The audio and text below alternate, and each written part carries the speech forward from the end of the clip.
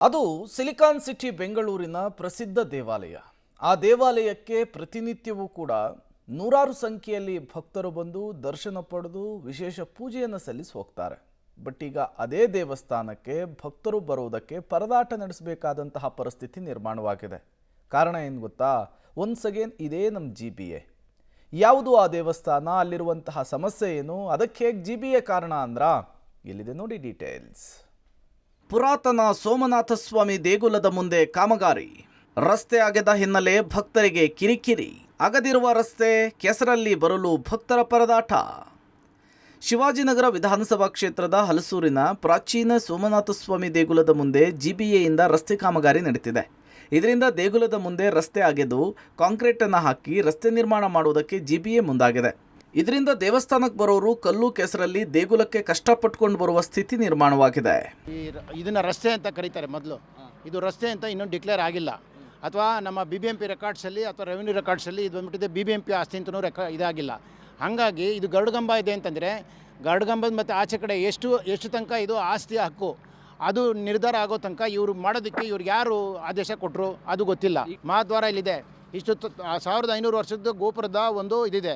ಈ ಕಾಮಗಾರಿಕೆ ಮಾಡಬೇಕು ಅಂತಂದರೆ ಇದಕ್ಕೆಲ್ಲ ಒಂದಿಷ್ಟು ಯೋಜನೆ ಆಗಬೇಕು. ಆ ಕಾಮಗಾರಿಕೆ ಮಾಡುವಾಗ ಈ 1500 years old ಟೆಂಪಲ್ಗೆ ಯಾವುದಾದ್ರೂ ಒಂದು ಹಾನಿಕರ ಆದರೆ ನಿಧಿ ನಿಕ್ಷೇಪ ಸಿಕ್ಕಿದ್ರೆ ಬೇರೆ ಇತ್ಯಾದಿ ಎಲ್ಲ ಆದರೆ ಯಾರು ಅದಕ್ಕೆಲ್ಲ ಜವಾಬ್ದಾರರು? ಕೇಳೋರಿಲ್ಲ, ಮಾಡೋರಿಲ್ಲ. ಇದಕ್ಕೆ ಹಣ ಯಾರು ಇದಕ್ಕೆ ಕೊಡ್ತಾ ಇದ್ದಾರೆ? ಅವಾಗವಾಗ ಇದು ಮಾಡ್ತಾನೆ ಇರ್ತಾರೆ. ಆದ್ದರಿಂದ ಇದು ಬಿಡ್ತಾನೆ ಇದೆ.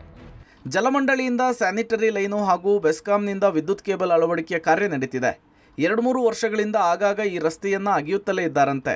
ದೇವಸ್ಥಾನದ ಹಿಂಬದಿ ರಸ್ತೆಯೂ ಕೂಡ ಅಗೆದ ಹಿನ್ನೆಲೆಯಲ್ಲಿ ದೇವಸ್ಥಾನಕ್ಕೆ ಬರುವ ಭಕ್ತರು ಸುತ್ತಿ ಬಳಸಿ ಬರುವ ಸ್ಥಿತಿ ಇದೆ.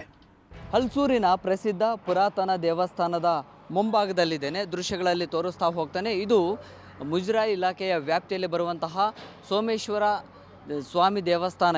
ಇಲ್ಲಿ ಕಳೆದ 2-3 ತಿಂಗಳಿಂದಲೂ ಕೂಡ ಒಂದು ಕಾಮಗಾರಿ ನಡೀತಾ ಇದೆ. GBAಯಿಂದ ದೇವಸ್ಥಾನದ ಮುಂಭಾಗ ಕಾಂಕ್ರೀಟನ್ನು ಹಾಕುವಂಥ ಕಾಮಗಾರಿ ಒಂದು ಭಾಗದಲ್ಲಿ ಆಗ್ತಾಯಿದ್ರೆ, ಮತ್ತೊಂದು ಭಾಗದಲ್ಲಿ ವಿದ್ಯುತ್ ಕೇಬಲ್ಗಳ ಅಳವಡಿಕೆ ಮತ್ತು ಜಲಮಂಡಳಿಯಿಂದ ಒಂದು ಸ್ಯಾನಿಟರಿ ಲೈನನ್ನು ಅಗೆಯುವಂಥದ್ದು ಕೂಡ ಆಗ್ತಾಯಿದೆ. ಈಗಾಗಲೇ ಜಲಮಂಡಳಿಯ ಕಾಮಗಾರಿ ಮುಗಿಸಲಾಗಿದೆ. ಆದರೆ ಉಳಿದಿರೋದು ಈಗ GBAಯಿಂದ.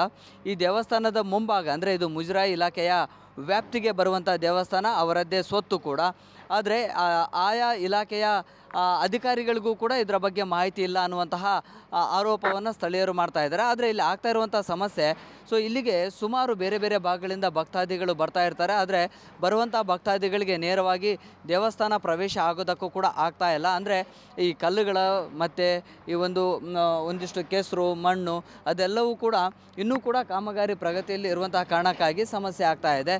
ಈಗ ಬರಿಗಾಲಲ್ಲಿ ಬರಬೇಕು ಅಂತಂದ್ರೂ ಕೂಡ ಕಲ್ಲುಗಳು ಚುಚ್ಕೊಳ್ಳುವಂಥದ್ದು, ಕೆಸರಲ್ಲೇ ಬರುವಂಥದ್ದು ಅದೆಲ್ಲವೂ ಕೂಡ ಆಗ್ತಾ ಇದೆ. ಹೀಗೆ ಬೇರೆ ಬೇರೆ ಭಾಗಗಳಿಂದ ಬಂದಂತಹ ಅಥವಾ ಬರುವಂತಹ ಭಕ್ತಾದಿಗಳಿಗೆ ಸಮಸ್ಯೆ ಆಗ್ತಾ ಇದೆ. ಆದಷ್ಟು ಬೇಗ ಈ ಕಾಮಗಾರಿಯನ್ನು ಮುಗಿಸುವಂತೆ ಒತ್ತಾಯವನ್ನು ಕೂಡ ಮಾಡ್ತಾ ಇದ್ದಾರೆ. ಈಗಾಗಲೇ JCBಯಿಂದ ಈಗ ಕೆಲಸ ಕೂಡ ಆಗ್ತಾ ಇದೆ. ಅಲ್ಲಿ ಒಂದು ಡಾಂಬರೀಕರಣವನ್ನು ಮಾಡಲಾಗಿತ್ತು ಆ ರಸ್ತೆಗೆ. ಆದರೆ ಕಂಪ್ಲೀಟ್ ಆಗಿ ಇಲ್ಲಿ ಕಾಂಕ್ರೀಟನ್ನು ಮಾಡಿ ಇದರ ದೇವಸ್ಥಾನದ ಮುಂಭಾಗದ ಈ ರಸ್ತೆ ಏನಿದೆ ಅದನ್ನು ಸೌಂದರೀಕರಣವನ್ನು ಮಾಡಬೇಕು ಅನ್ನುವಂತಹ ನಿಟ್ಟಿನಲ್ಲಿ ಈಗ GBA ಕಾಮಗಾರಿಯನ್ನು ಮಾಡ್ತಾ ಇದೆ. ಆದರೆ ಒಬ್ಬರ ಸಹಾಯವನ್ನು ಪಡೆದುಕೊಂಡು ಬರ್ತಾರೆ ನೋಡಿ, ನೇರವಾಗಿ ಅವರ ಸಹಾಯವನ್ನು ಪಡೆದುಕೊಂಡು ಬರ್ತಾ ಇದ್ದಾರೆ.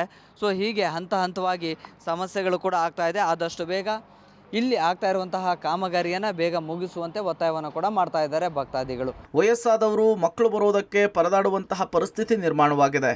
ಕಳೆದ ಕಾರ್ತಿಕ ಮಾಸದ ವೇಳೆ ದೀಪೋತ್ಸವ ಮಾಡಿದಾಗಲೂ ಕೂಡ ಜನರಿಗೆ ತುಂಬ ಸಮಸ್ಯೆ ಆಗಿತ್ತಂತೆ.